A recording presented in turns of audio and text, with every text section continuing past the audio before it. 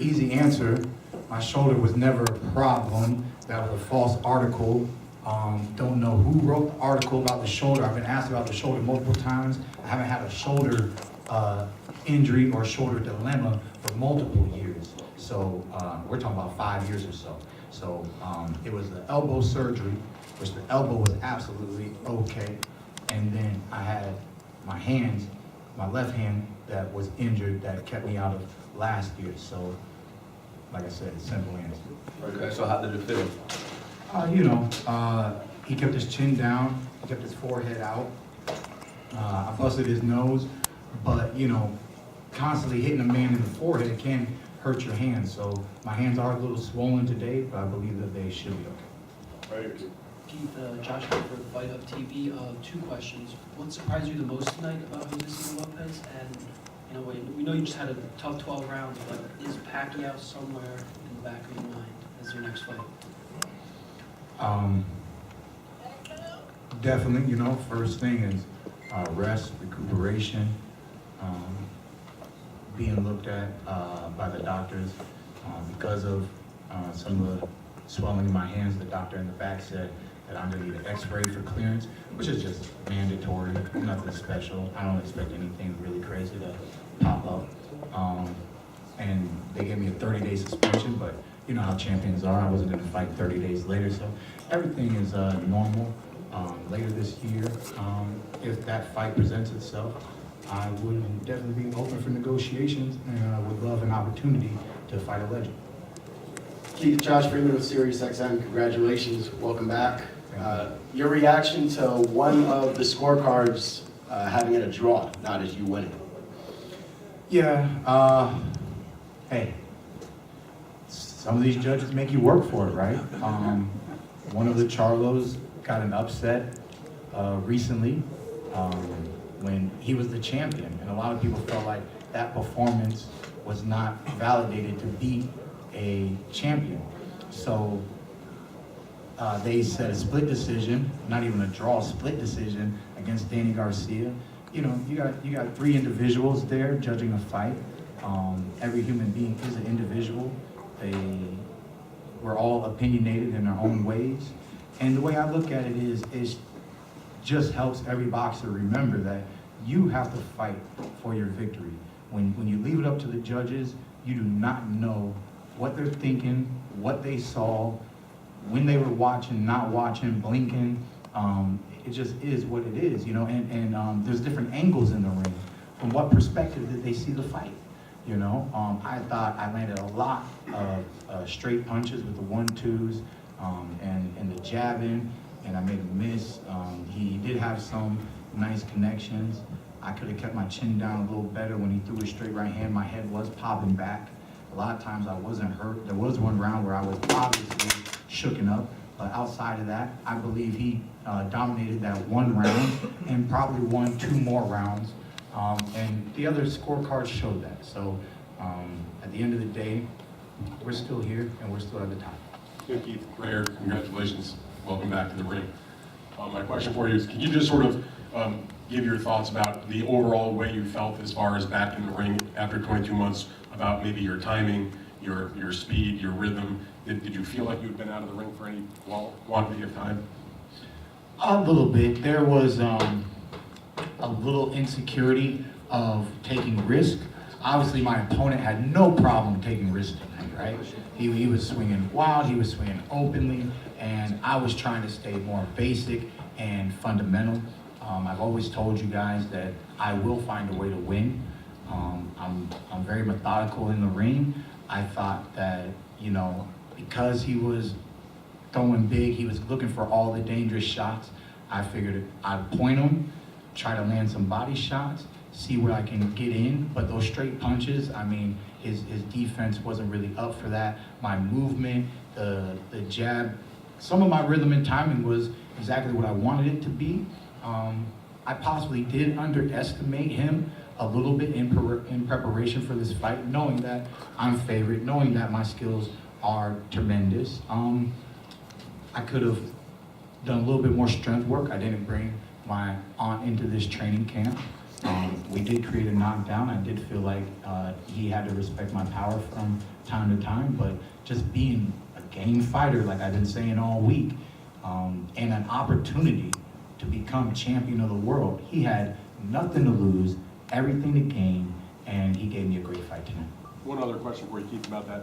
When you knocked him down in the second round, did you think you were going to get him out of there at that point, or did you feel like he still had, his legs under him, so to speak, when he got up? Well, he got up at a decent number of the count. I had a feeling, the 10 seconds was coming up. I had a feeling that I wasn't going to be able to get him out that round. It was all going to be more or less what happened in the next round, the third round.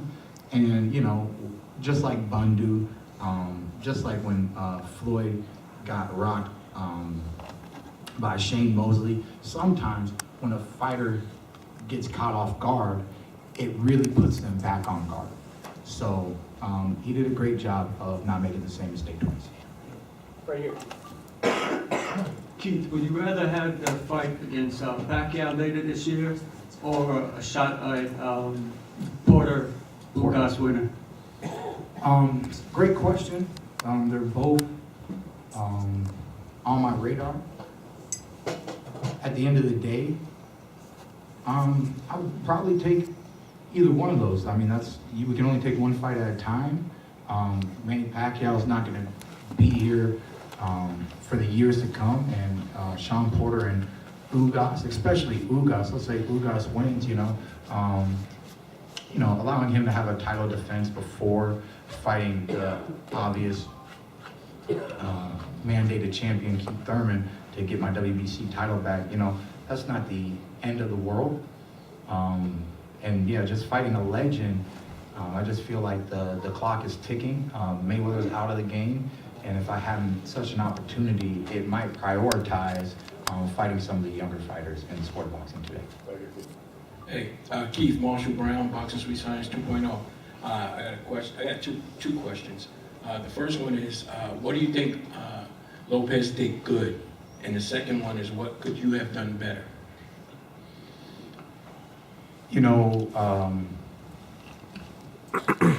He just pressured, walked through the jabs.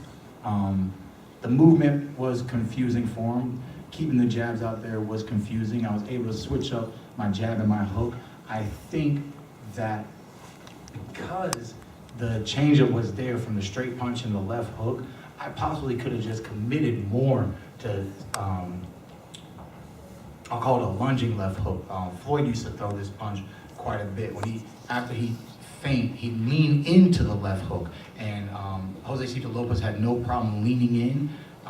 Like I said, I was a little conservative. And that's what I'm going to take away from this tonight, is that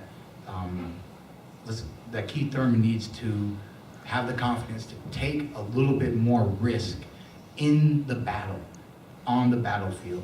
It's okay to be smart and box your way to victory, but the punch was there. I used my hand speed.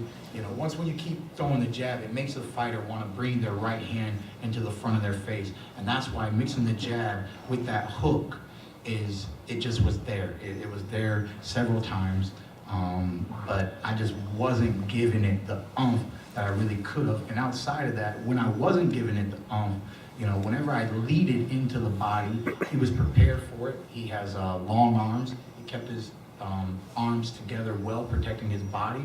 I think when I was doubling up the hook to the head and landing some of those hooks to the head, instead of going body head, I could have went head body.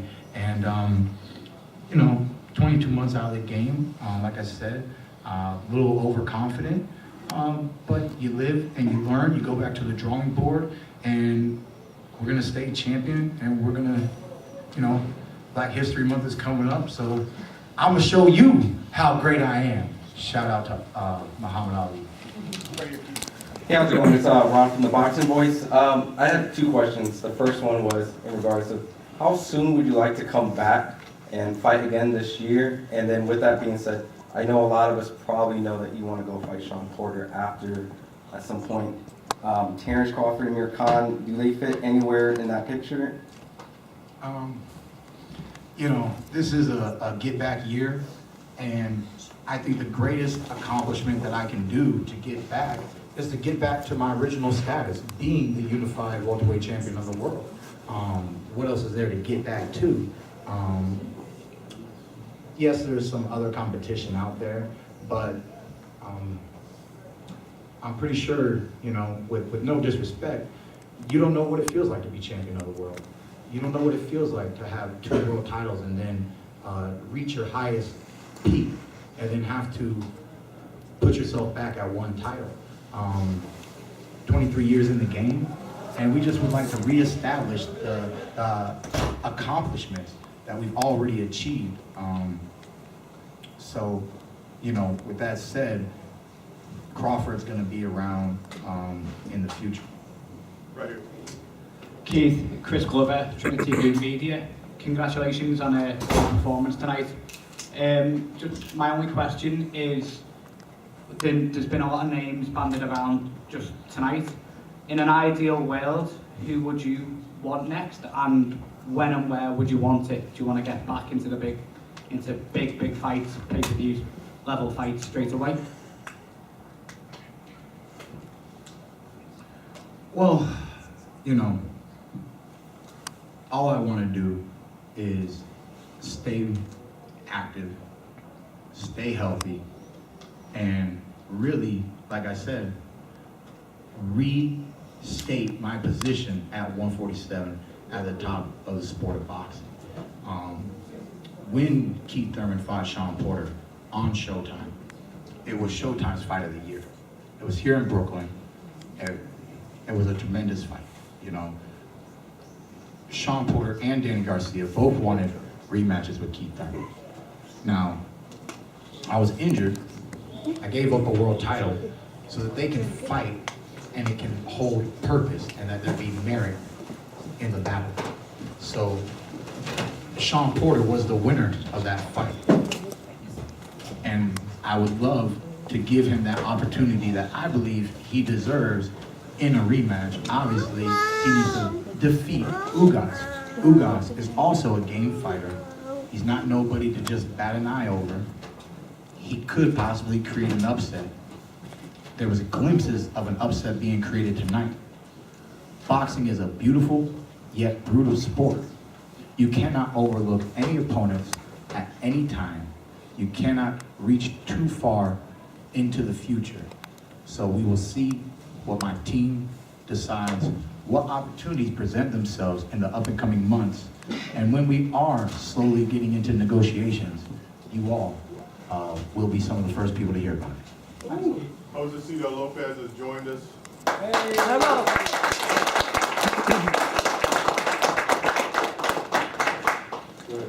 Gerard Aaron, CBO Fight Night. Actually, it's a good thing that Josesito walked in. I was just going to ask you, you mentioned being hurt in one of the rounds, obviously. We haven't seen too many instances in which you've been hurt. How would you rate Josesito's power? Is this the most that we've ever seen you hurt in a fight?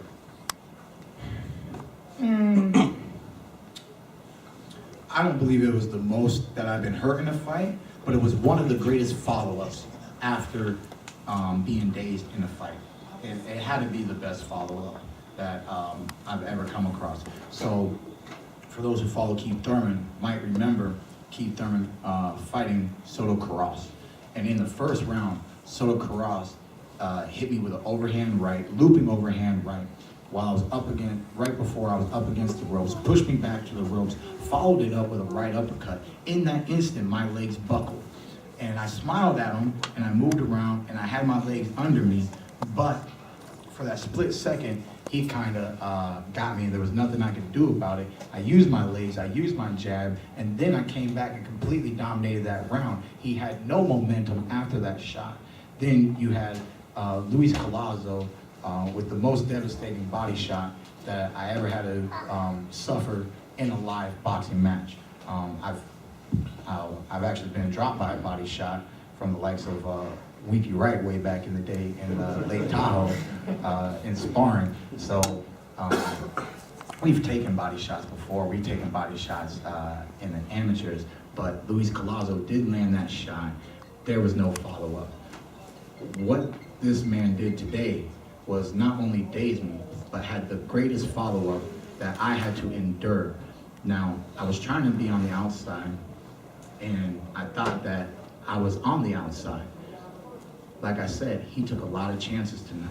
He was a very hungry, very game fighter. While he was lunging, taking risk, I was not valued. I could not take into consideration how long his arms were when he leaned past his front foot, throwing that straight right hand, not looping punches. He kept throwing that straight right hand, straight down the pipe.